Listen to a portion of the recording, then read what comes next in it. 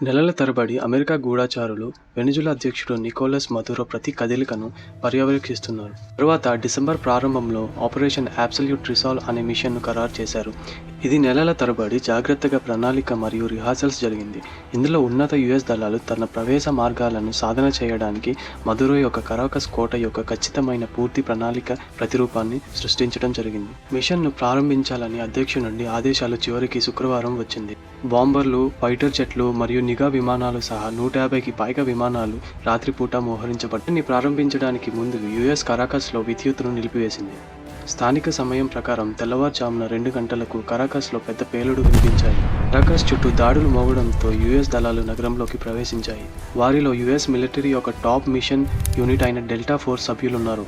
స్థానిక సమయం ప్రకారం తెల్లవారుజామున 2 గంటలకు దాడులు ప్రారంభమైన కొద్దిసేపటికే దళాలు మదురో స్థానానికి చేరుకున్నాయి. దళాలు వచ్చినప్పుడు కాల్పులు జరిపాయి మరియు యుఎస్ హెలికాప్టర్లో ఒకటి దెబ్బతింది కానీ ఎగరగలిగింది. మదురో ఆవరణంలో అమెరికా ఉన్నత దళాలు వరదలుగా రావడంతో వెనిజులా అధ్యక్షుడు సురక్షితమైన గదిలో పారిపోవడానికి ప్రయత్నించారు.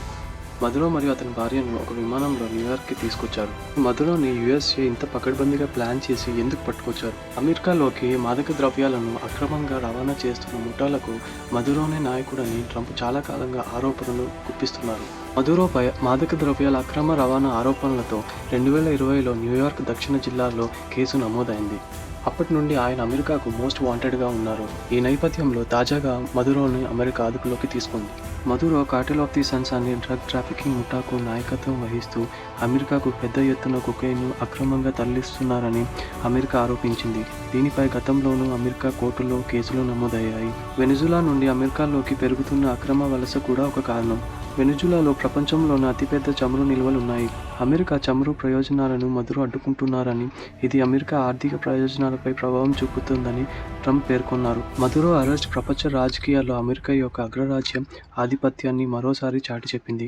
ముఖ్యంగా రష్యా, చైనా వంటి దేశాల మద్దతు ఉన్న నేతలను ఇలా బంధించడం ప్రపంచవ్యాప్తంగా చర్చనీయాంశమైంది. మొత్తానికి ఈ పరిణామం వెనిజులా భవిష్యత్తును మాత్రమే కాకుండా అంతర్జాతీయ రాజకీయాల్లో ఒక పెను మార్పును దారితీసింది.